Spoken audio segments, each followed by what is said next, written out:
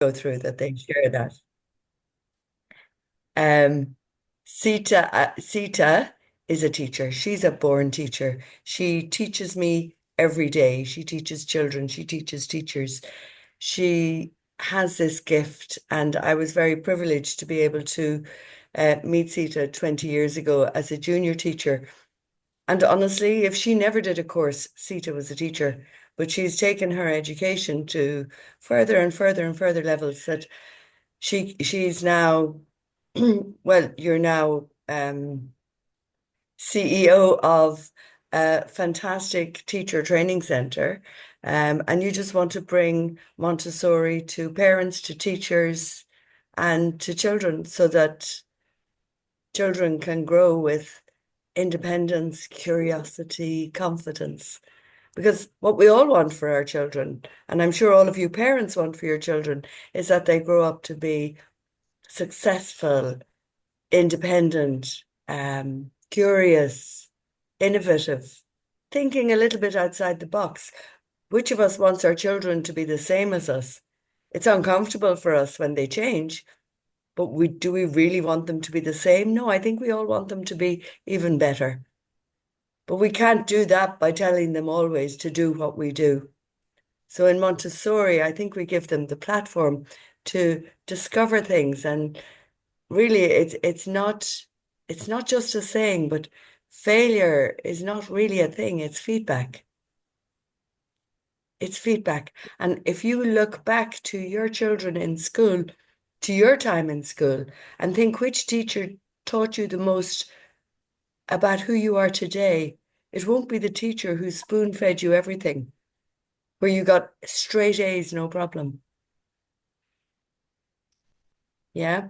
I always say nobody ever learned to ride a bicycle by reading a book about it or watching a video or hearing their teacher tell them about it.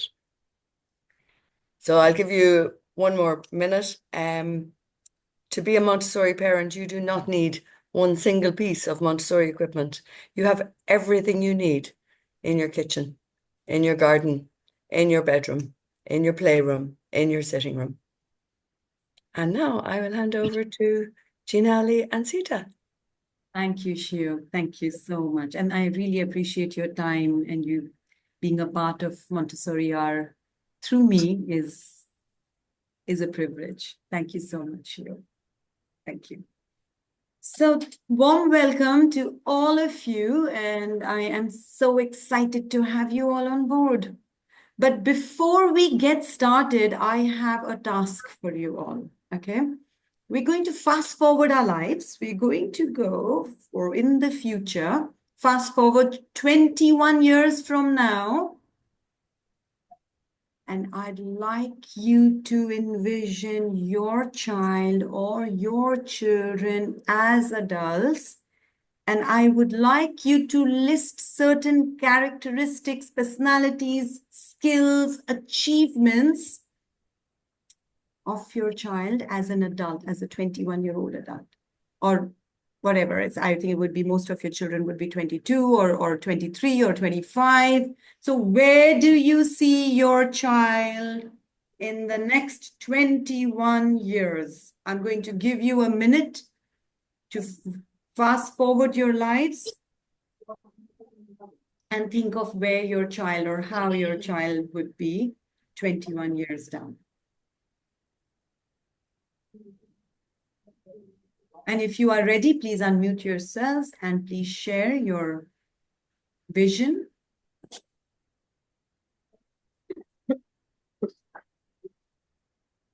It's going to be a beautiful place to have your children grown up. As Shiog mentioned, they still love her and they want her and they want her to visit her. They want her to visit them every other month. And that's a beautiful feeling. Kyati, would you like to share your thoughts? Yeah, sure.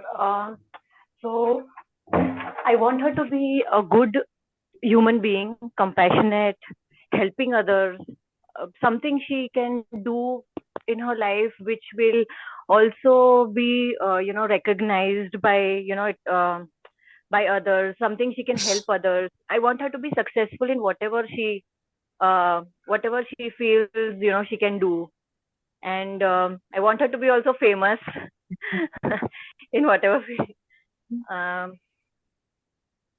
and basically understand the value of life, that, um, uh, be grounded, do not forget the roots, and just fly high, whatever, but also be little grounded. Yeah. And I am ready to support her in all the way I can, and even my husband can. So, yeah.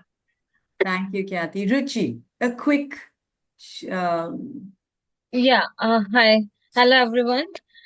Okay, so I like this question. First of all, thank you so much for asking such interesting question. I didn't think in that way actually till now, but still I am trying. So first, definitely I want her to complete her education properly. And then I want her to be engaged somewhere in the social cause, social activity she must be doing at this age. See, as soon as early she can start, I want that. And whether it's a once in a week, I'm okay with that. But she should be somewhere engaged in that, connected with some social activity. And I want her to be live in a happy whatever she have, rather than okay, some competitiveness must be there, but relax, be happy with what you have and value that. And I want her to be like learn this Sanskrit language, lokas.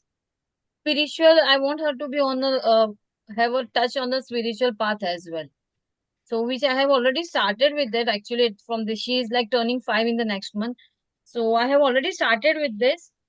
And for social activities also I'm planning like how I can do the with her, and so still I'm on working on it, because I want her to start as early as I can, so that it will be in her like personality only. So like once she grown up, no, she should have that whatever I'm earning, I have to keep certain amount for this. So that is her responsibility. I want her to be take the responsibility as a social activity. That's what as of now I have thought. Thank you, Ruchi. Thank you for Thank your you. insights. Thank you, parents. So, what I understand and what I hear is you want your child to be happy. I mean, I think that's universal. We all would want our 24-year-old child or children to be happy. We'd want them to be independent. We'd want them to respect the cultural values or our backgrounds that we all are born into. We would like them to be independent. When we talk about independence, there would be a bifurcation between financial independence and independent abilities to take care of themselves and their environment and be a part of their community, to be socially accepted, to be empathetic, to be loving, to be caring. Now, for all that to happen, parents, we have to get to work from today. We cannot, if you think that we are going to run a 20-kilometer race 13 years or 21 years from now, and I am going to start practicing, after 21 years, it's not going to work. So how we envision our child, how we would like our child to, the characteristics or the abilities or the skills that we would like our child to have is going to start from now, but how?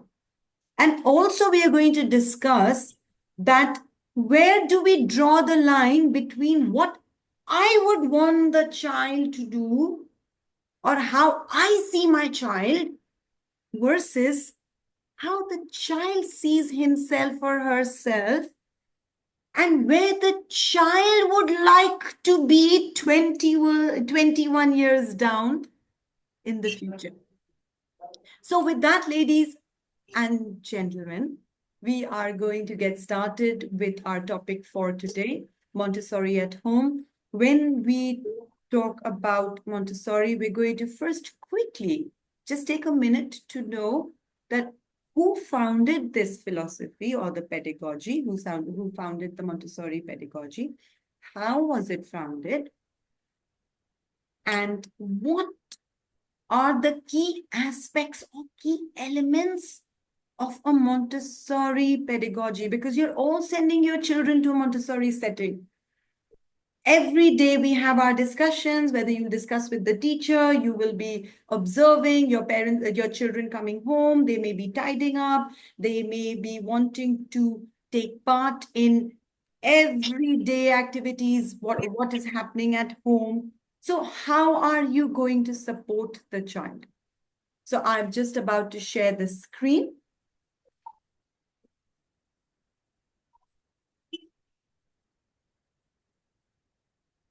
Montessori at home, a quick glance through life of Maria Montessori.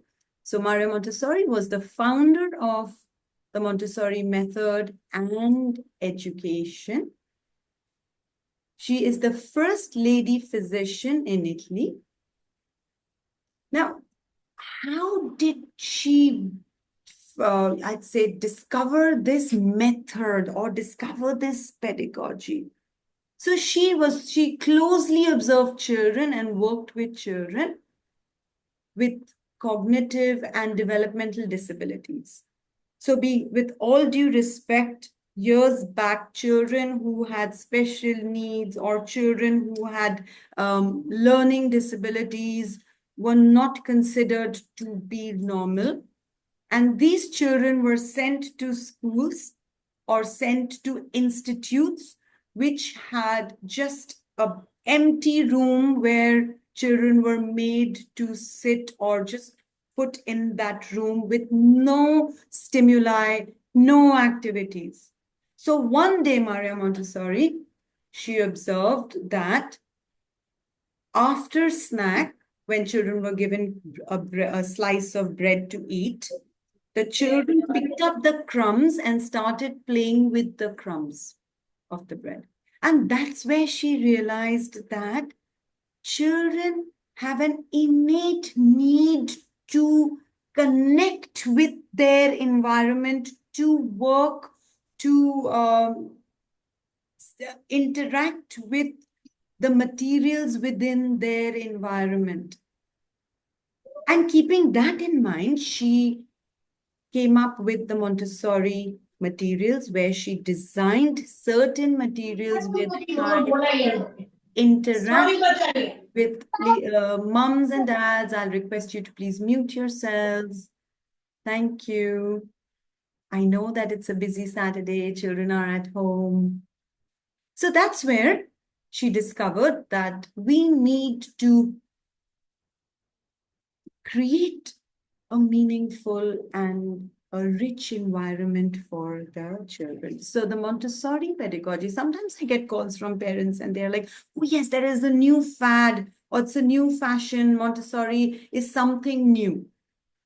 Montessori schools and Montessori pedagogy has been a part of our education for more than 100 years. So with that, I am just going to share the slide again. And in 1907, Maria Montessori opened her first school, which was called Children's Home. It's called Casa de Bambini. The Montessori method began to attract the attention of well-known educators, journalists, and public figures. And Maria Montessori passed away on May 6, 1952, but her education philosophy and methods continue to influence education systems worldwide. So when we spoke about, or when we proposed the question, where do you envision your child 20 years in the future? And when we came back to that this is what, however we envision our child, the environment or our interactions with the children have to be from today. We have to make sure that we are offering that to the children. So on the same page, if any one of you would like to share that what should the goal of early education be? So you're sending your child to a nursery setting, you're sending your child to a Montessori, you're going to send your child, your children are going to move on to go to schools, traditional schools. So what should the goal of early childhood be? I think peer learning is important. So the goal of early childhood you look at peer learning because children are going to learn from each other. Kruti, would you like to share your thoughts?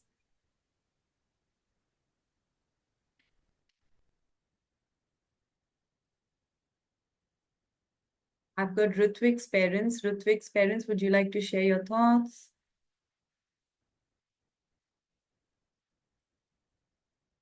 Okay.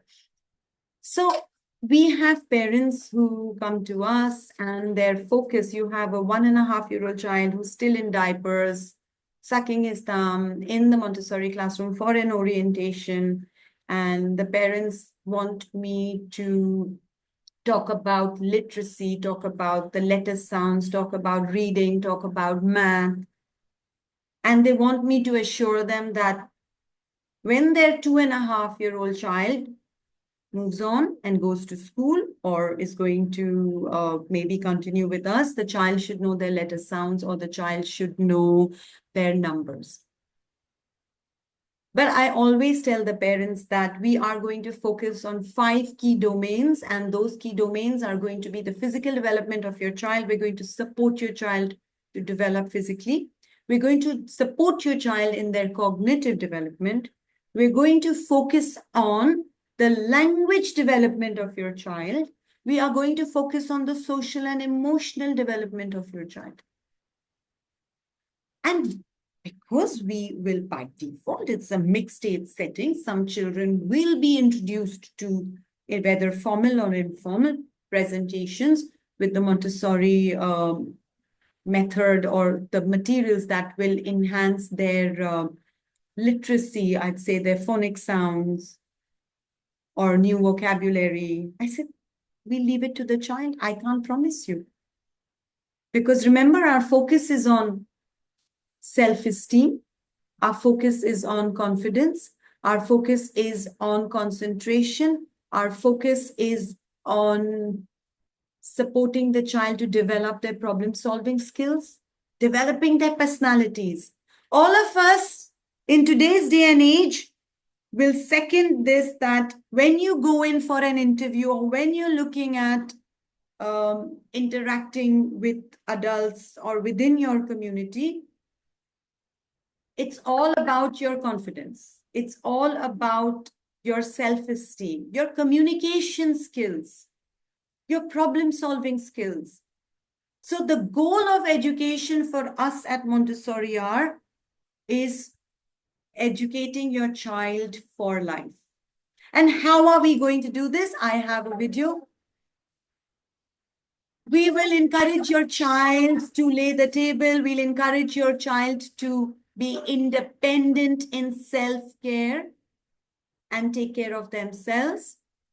We encourage the children to take care of the environment.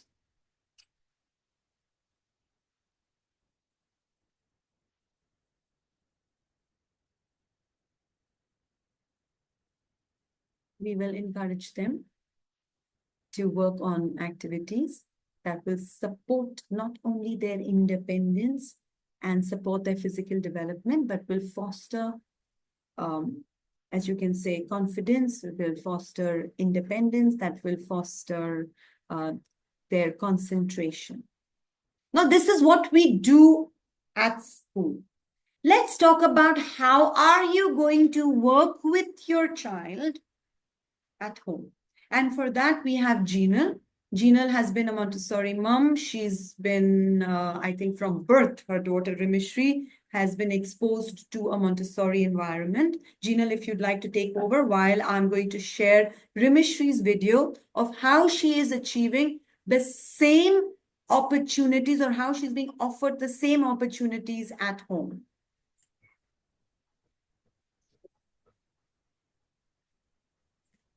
Thank you, Seeta. So parents like Seeta mentioned and Syog mentioned that, everything is at home, right? We were just having dinner. This was lockdown time.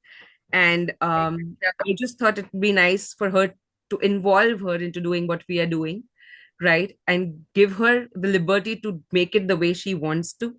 Um, she prepared bhel for us, and she was so happy when she did it and when we ate it and when we appreciated it. Now, if you look at it, there is multiple things that she's doing at the same time. She's deciding what to put where.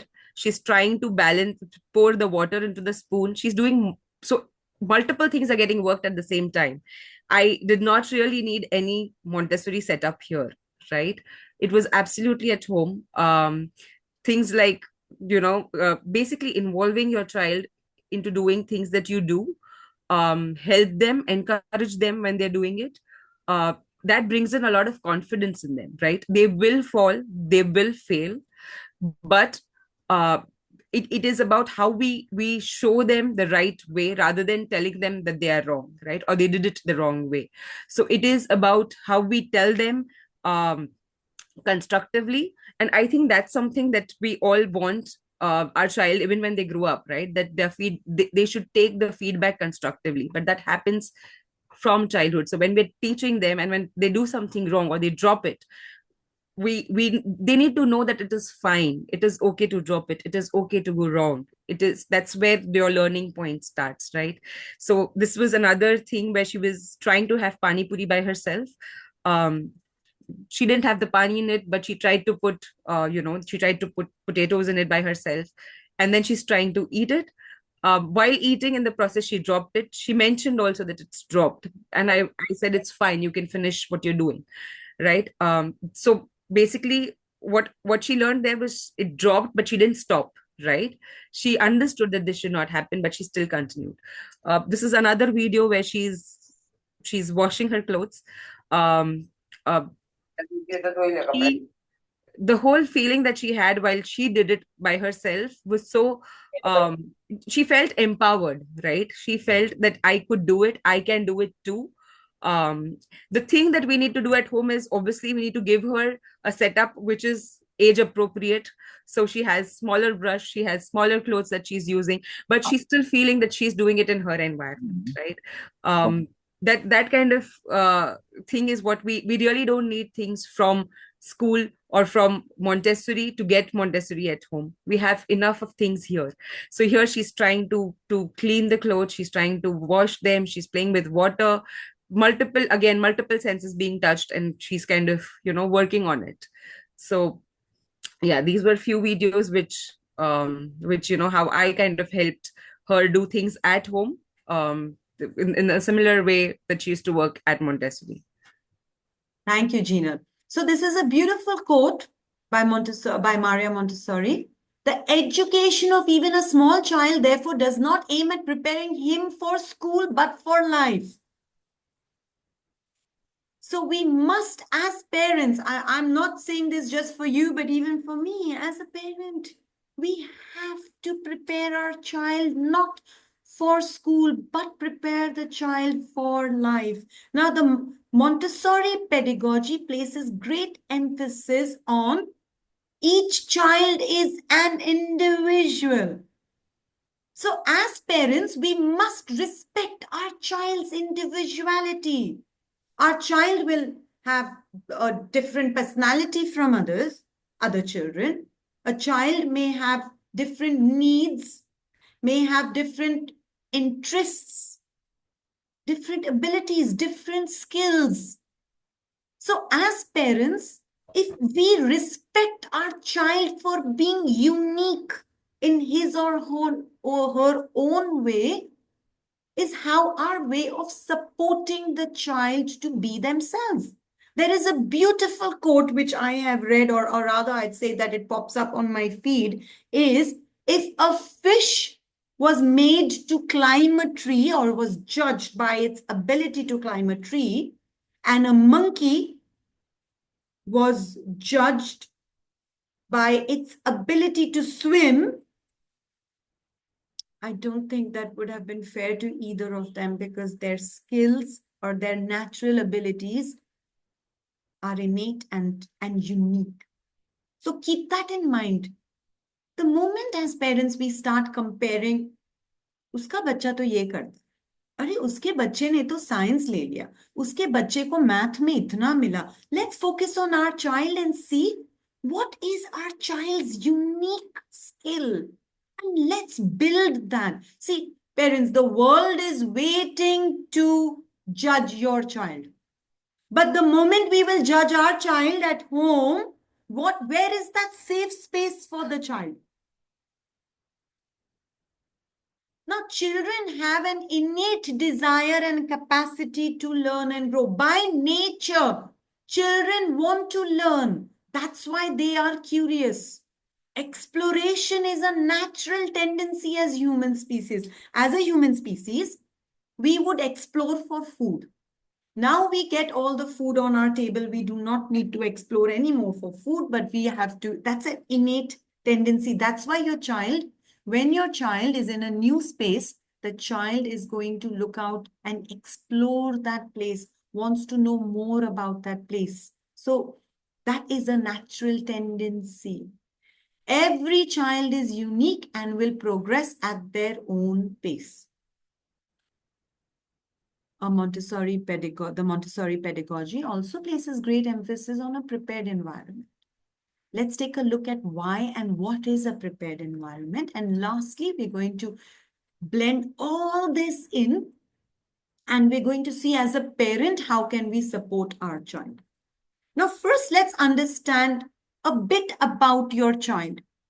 Now, why is it important? Because if you have a car, you do not know the mechanisms of the car, as in that what is the maximum speed that the car can reach. Now, the maximum speed your car can reach would be maybe 100 kilometers an hour. But you are pushing this car and you're trying your level best to drive the car at 200 kilometers an hour. It's not going to happen, because the car cannot cope, or the car is not built that way. So it's important for us to know certain natural powers, I'd say, superpowers that your child has been endowed on. So by nature, your child has some superpowers. What we are going to understand today is that how are we going to support your child's superpowers to make your child independent, to get your child to be confident, to foster self-esteem, to develop their problem-solving skills. Now, I really love this quote. The greatness of the human personality begins at the hour of birth. So when your child is born, your child starts learning from the moment the child is born. And the personality begins to grow, to develop from the hour of birth. Unlike other species, I'm just going to show you a video here. So unlike other species, the human child has the longest childhood. That is 18 years. That's how long your child is going to take to develop into an adult. Whereas other species, their children, if you can see the calf, within minutes will be able to stand and will be able to walk. Because these are predispositioned developmental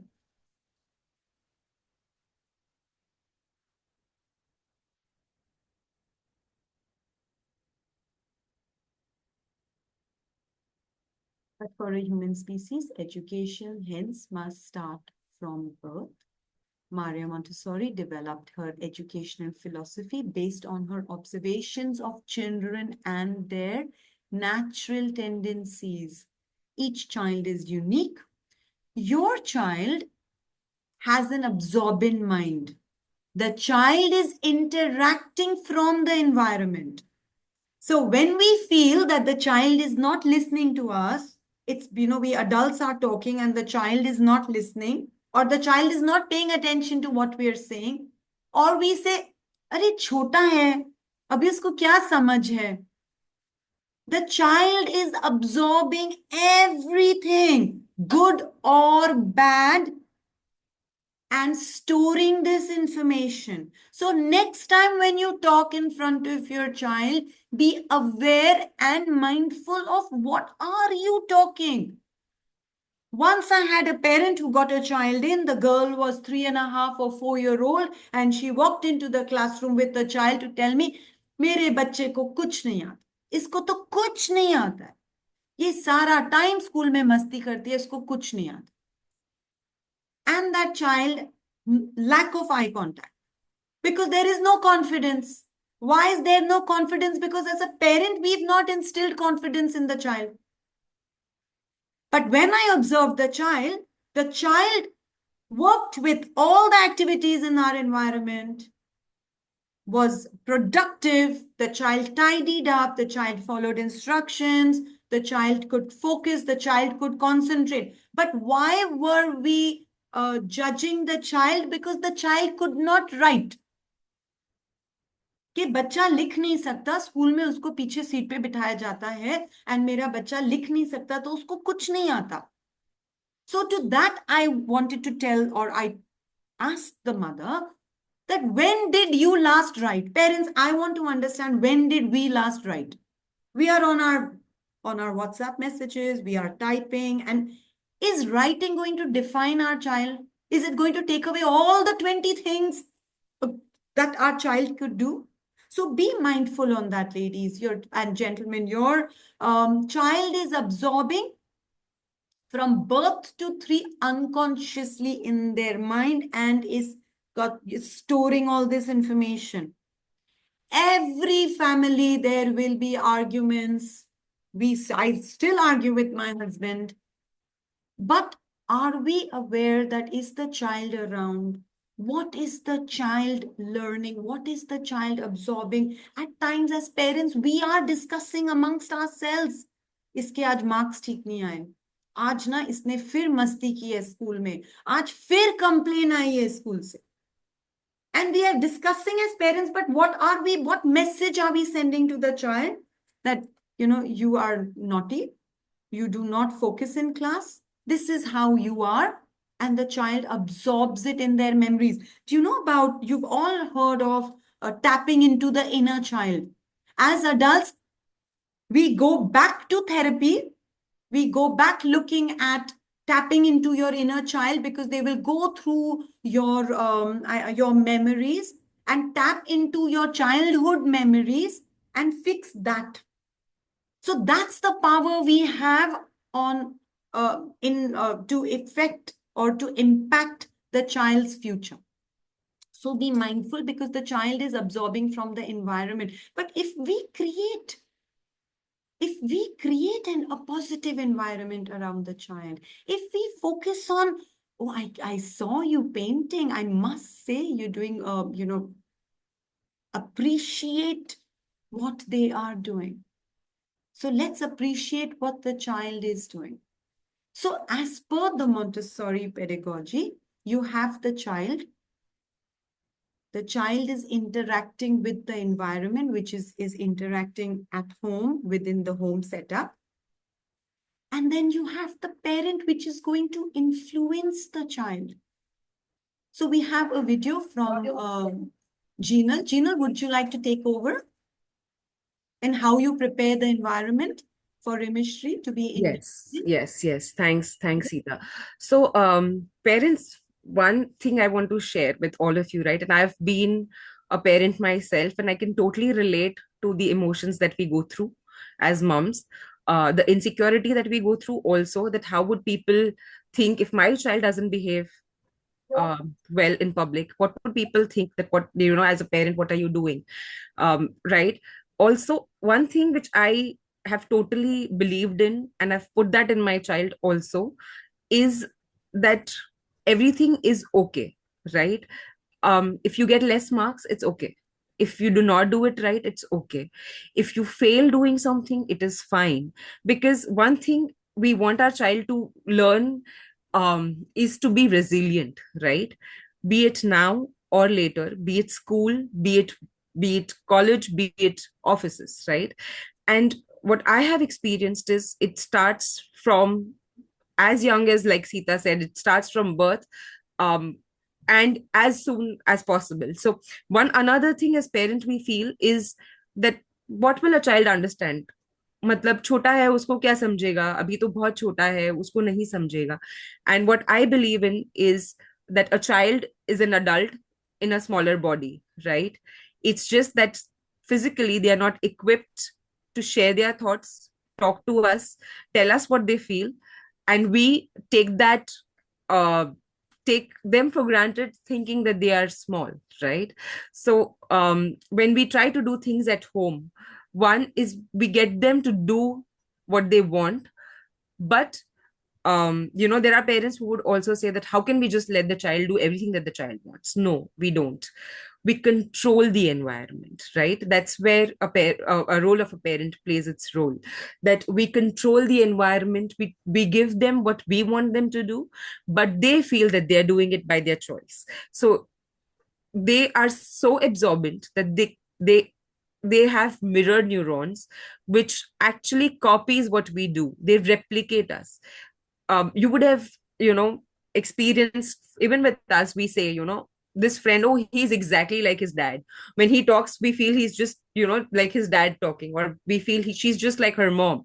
Is because as child we try to, and I think that happens throughout our life, we try to observe, absorb, and imply what we learn. That's what our child does, and it's very important for us as parents to be very, very um I wouldn't say a good parent or a bad parent, but I say it's important for us to be very conscious of what we are doing, right? Because that is something which will help our child develop in the right environment, and that's what we need to do. While school, their play group takes care of what they are doing there, it is important for it to get continued at home, and that is why Montessori at home, right? So if you see this video here, she's actually looking at her grandmom making chapatis. She wants to do it, and then she observed that she takes the atta and she wants to do the same thing, right? Typically what happens is, because we are in so much of rush to do things, we just tell the child, just wait, not right now, we don't want to do it right now, we don't have the time for you to do these things. What happens is, subconsciously we are not letting the child explore. We are not letting the child build that confidence that the child can do it too, right? It makes a lot of difference when they do things by themselves, because then they kind of start building their ownership around their space, right? That is something which gives them confidence. Today, for you and me, when we are working or we are at home, there is a certain sense of confidence with which we survive. Where does that come from? It is because we are getting our space to do things that we want to. If I do not allow you to do anything that you want to, eventually you would either get frustrated, you would retaliate, or you would be in a situation that you don't want to do anything, you will just give up, right? Child also has a similar psychology, but they cannot communicate to us, right? Because they are small to understand their emotions, but they go through a similar cycle. So it's important for us to give them that space to set up an environment. When I say set up an environment, we know that certain things child will get hurt with, right? We keep it in a place where child cannot reach that, right? If it's crockeries, for example, and if you feel that I don't want my child to touch this because he or she might get hurt, keep it at a place where they cannot touch. Or if there is something which if you feel that these areas are areas which can kind of harm my child, we get protect guards everywhere. We kind of protect the environment where the child gets the freedom to do what they want to, right? um that is I think extremely important, because um you know it's something which helps them develop, and it's something Friend, that no? helps them develop their हाँ, personality. हाँ. Yeah, so that's something which I wanted to say, that as a parent, it's extremely important for us to let our child do things at home, involve them into doing what you're doing. If you are setting up a table for dinner or lunch, how about telling them that Can you please place the mats while I get the plates? If you're confident and if you're comfortable giving the plate to your child, you can do that as well. It's just about telling the child that be careful, right? You don't need to tell them that you will drop it, because then there is fear that you're putting into your child. So like I said, it's about conscious parenting. It's being conscious of what you're saying and how that would impact a child, right? If I am learning how to drive and somebody tells me, oh, you need to be careful, otherwise you will bang the car. If you need to be careful, you'll bang into somebody, there'll be an accident. I will subconsciously be in so much of fear that I will not be able to drive, right? It is the same thing with our kids. It is, our child is not saying it, but understanding us with our expressions, with our gestures, with how we build confidence in them and how we have our confidence in our child. I think our confidence transitions better into them than they're building their own confidence, right? First is they need to feel secure with us around. So they need to know that if my parents are fine with me doing this, I can go ahead and do it, right? That I think is the key, that every child should feel. And I think it's the right of every child that their parents should feel safe and comfortable. It's our child. We would know where they would go wrong, we would know how to handle them, right? And like I said, keep a controlled environment. So when I say controlled, it is, if I want to give freedom of choice to my child, and we're going out, I would just remove two pair of clothes which I feel is good for my child, considering the weather, considering the timings.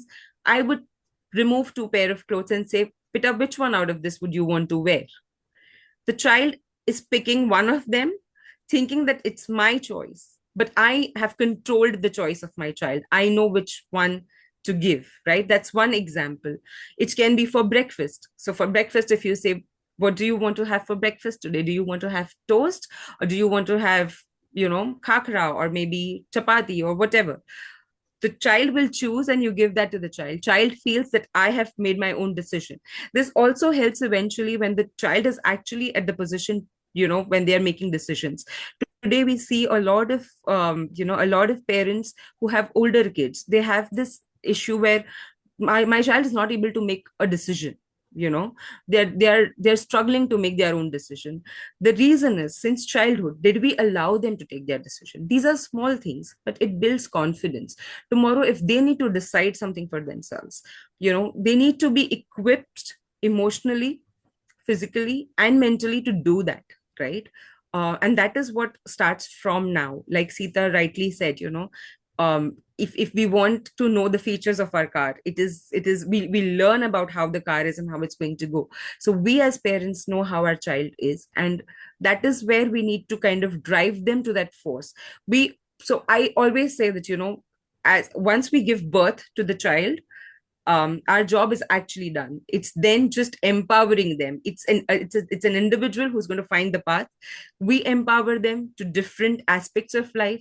We give them that confidence, that courage, and that ability to live the life by themselves in the way we want and we feel is right.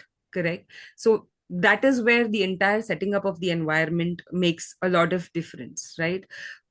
Give them the opportunity to get involved wherever possible, wherever they can, wherever you can get your child. So just a simple example, right?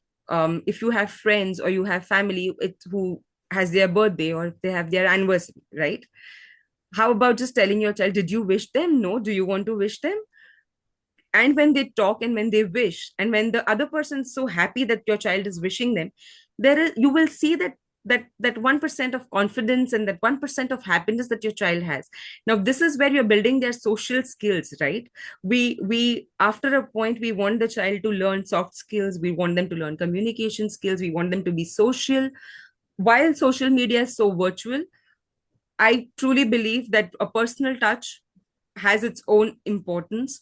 And even there, right, even on social media, you're still personally doing things, so it still has a personal touch. If your child is not doing things, he or she will definitely face issues. And we know, we've seen parents, and we see our fellow colleagues and friends, where they do come up and say that, Arey, my child doesn't do this. But my question to them is only this, that have you ever allowed them to do it? Now, this is one of the videos where they love to arrange things by themselves, right? They like to put it in order. And this is a very nature, it's an innate nature of the child that they like to arrange things. If you give them, just try this at home, give them spoons and bowls and plates which are non-breakable, which you're comfortable with, and you see what they do with them. They will try to arrange it, they will try to do it the way you do it. They'll either try to set up as a table. Whatever they've observed is what they will try to replicate with whatever resources they have, right? Now, this is, I think, all of us, our childhood has gone by with playing these little toys that we play with, and we set up our own kitchen as girls, and we try to replicate our moms. Kids do that too now, right? Well, the times have changed, and my daughter now says that we will Swiggy and Zomato it, but still she she still tries to play with this and to see how we can. But the beauty is the way she set it up, right? She tried to replicate the kitchen, she tried to understand how things go in there. Nobody's taught her this, it's just purely by observation, by seeing it is what she's trying to replicate, and we need to allow them to do this. That is one of the important things. This was when she was not even not, she was I think a year and a half, I think a year and a half. So we've made these, this is like the butter that we make, right, at home. I just got her to do this, and she felt that she's done it, right, while we did it, and we gave it to her, and she just kind of did few minutes of playing with it, but she felt she did it and she can do it. That is something which is important. Sometimes we feel that we don't have the time to clean up the mess, we don't have the time to give them, but I feel this time is important. It is good to invest, because that is when you will see the result that you want to after 21 years, right? A lot of you all shared your vision of your child after 21 years. It is important. They need to play with small things, they need to play with big things. Now, this is like a smaller objects that she's trying to segregate. She was, again, very small. I don't think she was even 2 years when she was doing this. And as a parent, I, when I look at it now and when I talk to my friends, I do hear they saying me, oh, didn't you get scared? What if she would have put something in her nose? Or what if she would have put something in her ears? Or she would have gulped it.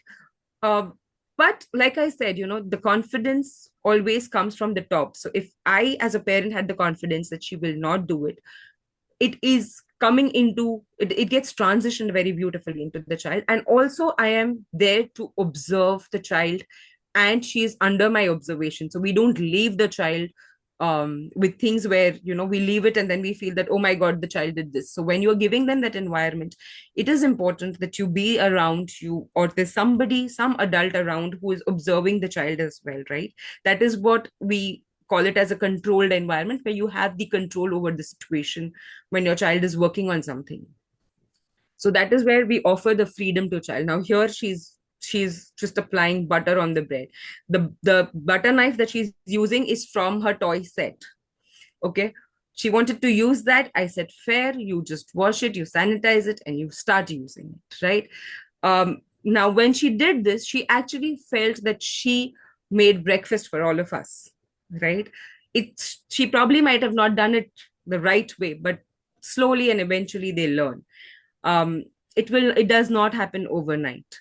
She doing this, it did not happen overnight. I did not give her bread, butter, and butter knife and say that now you start applying. No, it is a process. It is a time that you need to give to your child, because that is when they will learn. And there is an appreciation that a child needs, because then they feel that they feel the sense of achievement. That is important as well. So this is something where she's pouring the idli batter and I'd got this mini idli batter stand for her. So now every time, since this was when she was, I think, 3.5, 4, but until now, every time there's idli in the house for breakfast, lunch, dinner, she is the one who prepares this one set is done by her, and she knows that it's her duty. So every time there is idli that is made, there is mini idli stand that comes out, and she does it by herself. Now she is going to be 7 and she knows this, right? I do not need to tell her. All I need to tell her is, beta, today we are making idli for dinner. And she knows. So she comes from school, she'll say, Mama, is it done? I will do it by myself. When people see that, people are like, oh wow, how your child is doing it. My child doesn't do anything. But it started from when she was 1, when she was very young. Now that is where this is happening. Here you would see she's washing her own plates. Somewhere as parents, all of us want our child to be very independent, right? Like we want them to sustain and live by themselves and do everything by themselves, take their decisions, we want a perfect child. I think all of us do, like including me. But that we don't give them the platform, right? Like rightly said, that if we want Virat Kohli to have century to be won, if I just give him a bat and a ball and make him wait in the green room and tell him that now you score a century, is it possible? No, he needs the field to play. And that's the field that we as parents need to provide to our child, right? We need to give them the platform to play, to perform, to learn, and to expose them to different things. We need to prepare them spiritually. Now, what we mean by spiritual preparation is one is definitely Ruchi, like you mentioned, you want your child to go into learning shlokas and doing Sanskrit. I think all of us have our religious aspects that we want our child to learn. And rightly you are doing that, you're introducing that to your child. So when you do it, your child does it. But the other spiritual preparation is the emotional preparation of the child, right? If the child is jumping from the chair, how is a parent reacting? Don't do that. Oh my God, you'll fall, you'll get hurt. What are we doing? Are we giving confidence to the child, or are we putting in fear in the child? Right? Oh, it is hot. Why are you touching this? Don't do this. Oh my God, you cannot do this. Are we giving them confidence? Will the child build confidence? Child somewhere will never have the confidence to explore eventually. When they grow up, we feel that our child cannot do things. We all of us want our kids to be the Ambanis, right? Become the business tycoon, be successful. How will they take decisions if they are not getting the freedom to jump from the sofa?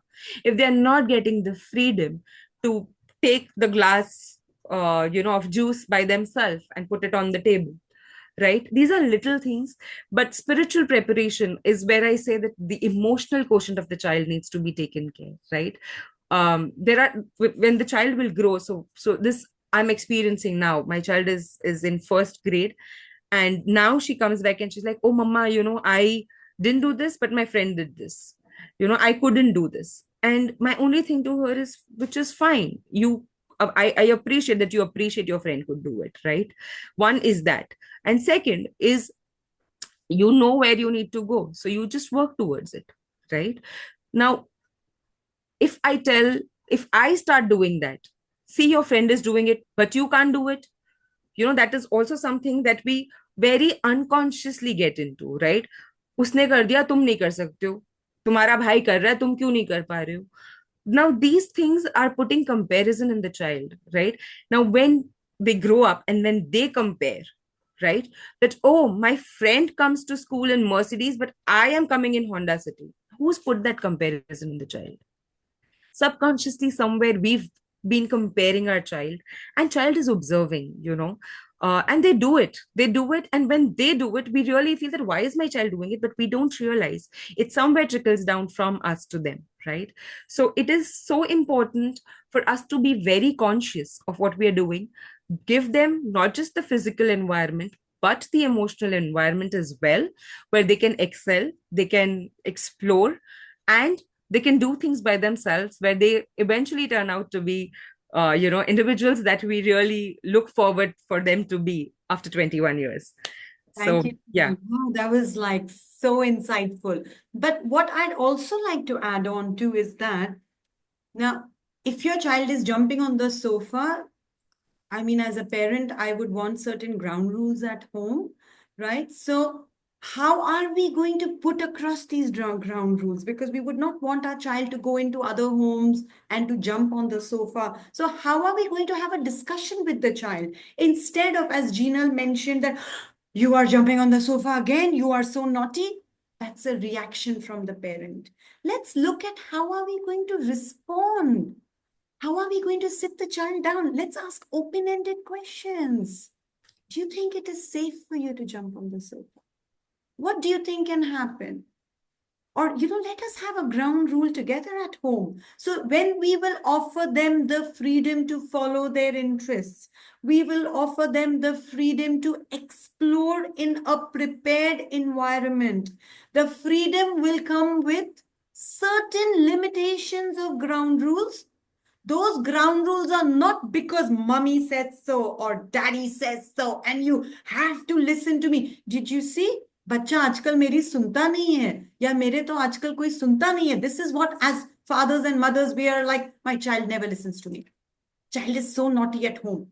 What have we done? We have labeled the child naughty. I don't think any child is naughty. Child is exploring. But let's have a ground rule. Okay, what we could do is if your child is jumping and you give your offer two choices. Okay, I know you feel like jumping. Would you like to go downstairs? Let's go down to the park, or if you have an outdoor play area outside, or you know that your child is jumping, your child would want to jump, has that inner need or an energy to exhaust. Let's get a trampoline at home. So if the child feels like jumping, you prepared the environment. How did you prepare the environment? By bringing in a trampoline. You gave choices, trampoline or going down. Or whenever you feel like jumping, why don't you tell me? We'll jump together, but not on the sofa. So this is how you will prepare your child's environment, your interactions with the child. Are you sensitive? Are you putting across your ground rules in a positive manner? Discussion. I know some children are very young, they're just 1.5 years old. So you will have to communicate effectively in a positive manner without coming across as what would I say? I can't get the word right now, but without coming across as putting your thoughts or pushing them to do what you want them to do, but instead have an open-ended discussion. Your discussions with the child, your open discussions with the child, your friendship with the child will begin from now. So when your child is in school, your child will come home and tell you how their day went. And I just want to add something here. Like Sita rightly said, it's important for us to respond as parents rather than to react as parents, right? If we want our child to come and share something with us, if we want our child to come back home and tell us what happened in school, if the child knows that my parent is going to react, trust me, they will avoid telling us things, and they would not want it. It's with us also, right? If I want to share something with a friend and I know that there will be unnecessary reactions that will come up, will I be open to share something? I will not, right? But if I know that I'll get a right response, I will get somebody to respond to my situation, I think I will be more open and I'll be more approachable as a parent if I do that, right? So I just wanted to add that to what Sita said. Thank you, Jinal. And we're going to have coming soon, I think next month, we'll have a topic on effective communication. And that's where we look into how we will respond. With that, mummies and daddies, we come to an end of today's session. Shio, would you like to share your thoughts on today's session? Well, I was just thinking, if in doubt as a parent, you're not sure if what you're saying is the right thing, ask yourself, would you say this to a visiting diplomat? And you'd never tell your visiting diplomat, come, sit down, we're having dinner now. Come when I tell you. So I think I can leave it with that, and we can take that to the next one when we talk about effective communication.